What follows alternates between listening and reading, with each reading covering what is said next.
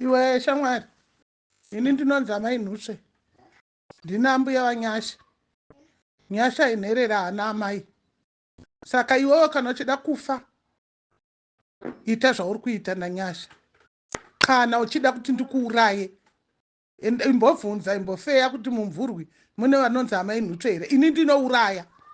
Nyaya dzerudo dzine makuva pasi. Ndichikutambirai zvekare pano paTare 263. Kana uchiri munyowani pa this YouTube channel, kusubscribe mahara utina on the notification bell. I really appreciate you nesupport yamuri kupa pano pa this YouTube channel. Rudo rwenyu ndo rukuita kuti ndiwe nema updates nguva nenguva.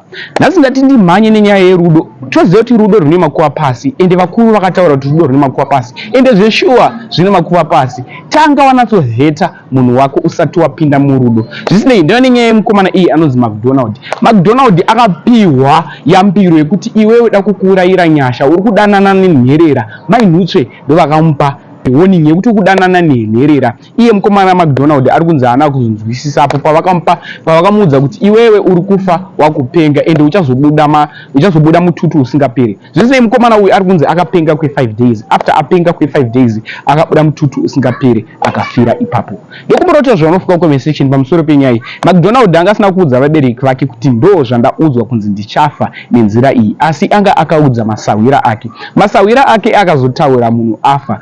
Pavakazofambira nyaya iyi vakatsvaga maaudio vakaona chiri chokwadi mufoni make iye McDonald. Mai nhutsve vachitaura kuti toda kukuuraya ende hausi kupedza 5 days ende ndo zvakabva zvaitika ende mutauro wavakaita kuti uchafa uchidai ndo mufiro waita McDonald. Ndokumurota zvaunofunga comment section pamusoro penyaya. Uri iwe mubereki waMcDonald waine stress ende hapana chavagona iwe mai nhutsve vasvibisa zita recheche njira kuti vari kuita zvekubata mushonga mucheche.